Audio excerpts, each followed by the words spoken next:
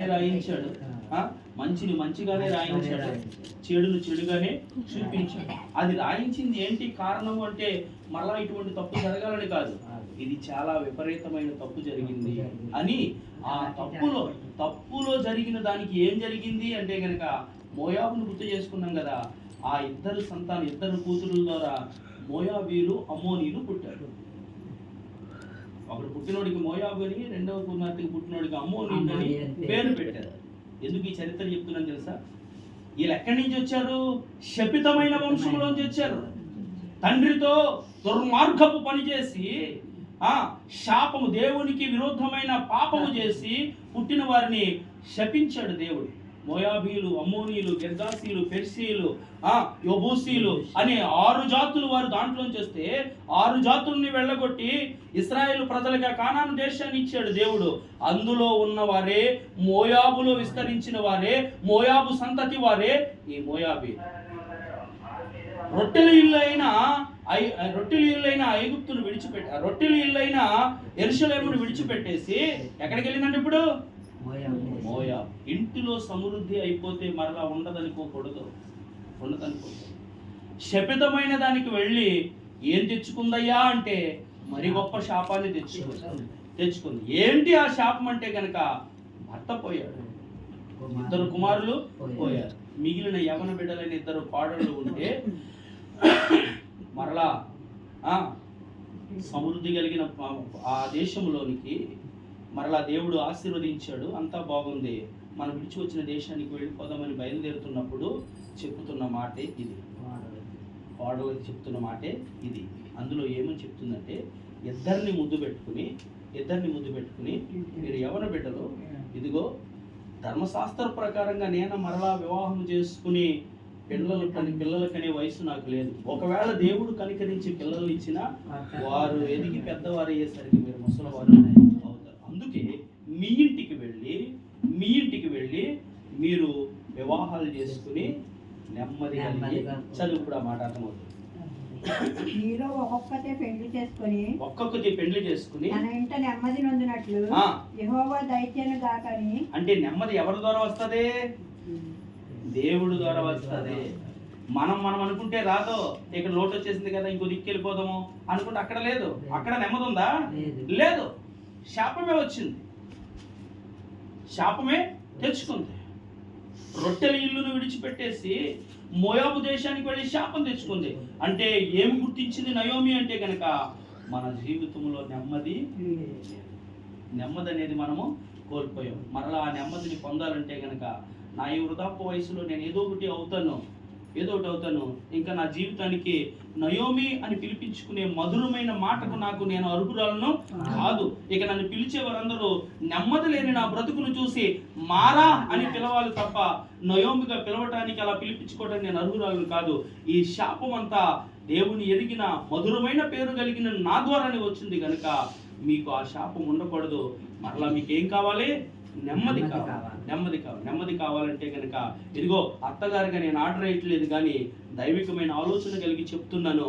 మీ ఇంటికి వెళ్ళి ఒక్కొక్కటి వివాహం చేసుకుని నెమ్మదిని పొందండి.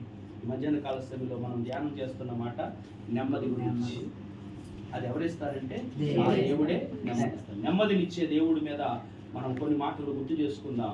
ఏం చెప్తుంది రూతు అంటే, ఏం చెప్తుంది నయోమి అంటే మీరు నెమ్మది పొందండి. తర్వాత రూతు తన మనసును మార్చుకుని ఆ శాపగ్రస్తమైన గ్రామంలోనికి, ఆ శాపగ్రస్తమైన దేశంలోనికి, ఆ శపితమైన ప్రదేశంలోనికి నేను వెళ్ళను. ఇక నువ్వే దేవుడైతే అనుకుంటున్నావో ఆ దేవుడే నాకు దేవుడు. నువ్వు ఎవరైతే నిజమైన జనులు అనుకుంటున్నావో నీ చుట్టాలే నా చుట్టాలు, నా జనము. నువ్వు వెళ్ళమన్నా కానీ నేను వెళ్ళను. వార్పాయితో ముద్దు పెట్టుకుని వెళ్ళిపోయింది, రూత్ అయితే అత్తగారిని అత్తుకుని. ఇది చరిత్ర అంతా మనకి తెలుసు. ఆ చరిత్ర గురించి మనం మాట్లాడుకోవద్దు, కానీ నెమ్మది కలిగి ఉండండి అని నయోమి చెప్తుంది. ఆ నెమ్మది గురించి 1-2 మాటలు గుర్తు చేసేసి ఆ నెమ్మది ఎవరిస్తారు, ఎలా వస్తుంది అని కొన్ని మాటలు వివరించేసి వాక్యాన్ని ముగిస్తారు. నెమ్మదినిచ్చే దేవుడు. చదువు కీర్తనల గ్రంథము మనం చదివిన సంకీర్తనలోనే 119వ సంకీర్తనలో నీ వాక్యము నన్ను బ్రతికించినది, నా బాధలలో ఇదే నాకు నెమ్మది కలిగింది. దేవునికి స్తోత్రం. ఎన్నో వచ్చిన 50 వచ్చిన ఏంటంట, నీ వాక్యము నన్ను బ్రతికించి ఉన్నది, నా బాధలలో ఇదే నాకు నెమ్మది కలిగించుచున్నది. నయోముకి ఏమొచ్చింది, వార్ప రూతుకి ఏమొచ్చింది అంటే బాధలు వచ్చింది. నెమ్మది అనేది లేదు. మరి ఆ నెమ్మది ఎవరు ఇస్తారు అంటే దేవుడే ఇస్తాడు. ఆ దేవుడే ఏమై ఉన్నాడు అంటే గనక యోహాను సువార్త 1వ అధ్యాయంలో 1వ వచనంలో ఏమై ఉన్నాడు చదువుదాం. 1వ వచనం, ఆదియందు వాక్యం ఉండెను. ఆయన ఆదియందు దేవుని యొద్ద ఉండెను. ఆ మాట చెప్పాలి, నువ్వు చదివిన మాట ఏంటి? ఆ మాట దాటి చేస్తా. ఏమై ఉన్నాడంట దేవుడు? వాక్యమై ఉన్నాడు. అది కదా మనం ధ్యానం చేసేది. ఆ మాట ఏమో దాటి చేసి ఇంకా వెళ్ళిపోతే ఎలాగా? ఆదియందు వాక్యం ఉండెను, వాక్యము దేవుని యొద్ద ఉండెను. ఇప్పుడు మనం 50వ వచనంలో చదివిన మాట ఏంటి?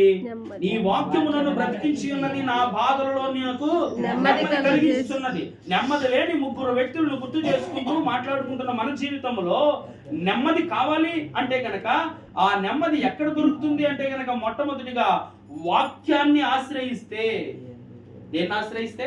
వాక్యాన్ని ఆశ్రయిస్తే నెమ్మది కలుగుతుంది. అదే నా బాధలలో నాకు నెమ్మది ఇస్తుంది. వాక్యం ఎలా ఆశ్రయిస్తుంది? వాక్యం ఎలా నెమ్మది ఇస్తుంది? ఒక మనిషి ఆదరింపబడాలంటే గనక వెళ్ళి లేకపోతే హక్ చేసుకుని హత్తుకుని అమ్మ నీకేం ఇబ్బంది లేదు భయపడకు అని చెప్తే కదా కొంత ఆదరణ కలుగుతుంది. అది కొంతవరకే. కానీ వాక్యమైన దేవుడు ఎల్లప్పుడూ నీకు నెమ్మదిని మొట్టమొదటిగా నీవు నేను గ్రహించవలసింది ఏంటో తెలుసా? నీవు ఎవరిని ఆశ్రయించినా నెమ్మది కలుగుదేమో కానీ మొట్టమొదటిగా వాక్యమైన దేవుణ్ణి ఆశ్రయిస్తే నెమ్మది కలుగు. మానవుని జీవితంలో నెమ్మది చాలా ప్రాముఖ్యం. నయోమికి, రూతికి, వార్పాకి ఏమి లేదు, నెమ్మది లేదు. అదే మాట చెప్తుంది 1వ అధ్యాయం 9వ వచనంలో, మీ ఇంటికి వెళ్ళండి, ఒక్కొక్కతే మీరు వివాహాలు చేసుకుని మీ ఇంటికాడ నెమ్మది కలిగి ఉండండి. అంటే వివాహాలు అయితే నెమ్మది వస్తుందా అంటే గనక అంతకుముందు 3 వివాహమైన వారు విడోలుగా మారిపోయారు. అంటే వారి జీవితంలో వివాహంలో నెమ్మది లేదు. అంతే కదా, వివాహంలో నెమ్మది లేదు. అది గ్రహించిన రూతు నెమ్మది అనేది వివాహంలో లేదు. అలా ఉంటే కనుక నా భర్తనే ఉండును. నెమ్మది గురించి మాట్లాడిన అత్త నాతో ఉంది గనక ఈమెతో ఉంటే ఆ నెమ్మది నాకు ఉంటుందని, నీ జనులే నా జనులు, నీ దేవుడే నా దేవుడు అని చెప్పుకుంటుంది. అందుకనే ఈ మధ్యాహ్న కాల సమయంలో నెమ్మది లేని 3 వ్యక్తులను గుర్తు చేసుకుంటున్న మన జీవితాల్లో ఆ నెమ్మది లేని పరిస్థితులు ఉంటే గనక మొట్టమొదటిగా మనకి నెమ్మది ఎలా కలుగుతుందని ఆలోచిస్తే వాక్యం చెప్తుంది. 119వ సంకీర్తన 50వ వచనంలో, నీ వాక్యమే నన్ను బ్రతికించేది, నా బాధలలో ఇదే నాకు నెమ్మదిని కలిగించుచున్నది. నీ నా బాధలలో, నీ నా ఇబ్బందుల్లో, నీ నా ఇరుకు పరిస్థితుల్లో ఏది నెమ్మదిస్తుంది అంటే గనక వాక్యం. అందుకనే ఆలకిస్తున్న మనందరి జీవితంలో ఆ ఇబ్బందికర పరిస్థితుల్లో నెమ్మది కలగాలంటే మొట్టమొదటిగా దేన్ని ఆశ్రయించాలి? వాక్యాన్ని మనుషులు నమ్ముతుంది కాదు. మనుషులు ఇచ్చే లేకపోతే డాక్టర్ ఇచ్చే టాబ్లెట్ కొంతవరకే ఉపశమనాన్ని ఇస్తారు. ఒకవేళ తలబాధ వచ్చేస్తుందని నువ్వు డాక్టర్ దగ్గరికి వెళ్ళావు అనుకో, సిట్రజిన్ వేసుకో అంటాడు, పలానా టాబ్లెట్ వేసుకో అంటాడు, మళ్ళా వస్తాడు. అవునా? ఏంటంటే ఉపశమనం. ఆకలేస్తుంది, భోజనం చేస్తాం, మళ్ళా ఆకలేస్తుంది కదా. అలాగే ఈ దేహానికి జబ్బు అనేది వస్తూ ఉంటుంది, దానికి ట్రీట్మెంట్ అన్నది జరుగుతూ ఉంటుంది. కానీ ఈ మనస్సుకు నెమ్మది అనేది ఏ వైద్యుడు ఇవ్వలేడు. మన వ్యాధి బాధల్లో లేకపోతే మనకి ఇరుకు ఇబ్బందుల్లో వాక్యం ఏం చేస్తుందంట? నెమ్మది. అది ఎరిగిన భక్తుడు అదే చెప్తున్నాడు, నా బాధల్లో ఇదే నాకు నెమ్మది. మొట్టమొదటిగా మనం నేర్చుకుంటున్న మాట, నెమ్మదినిచ్చే దేవుళ్ళలోంచి వాక్యమైన దేవుడు నెమ్మదిస్తాడు. మనము దేన్ని ఆశ్రయించాలంటే గనక వాక్యాన్ని ఆశ్రయించాలి. 2వ మాట చదువు. తిమోతికి రాసిన 2వ పత్రిక, మొదటి 2 వచనాలు.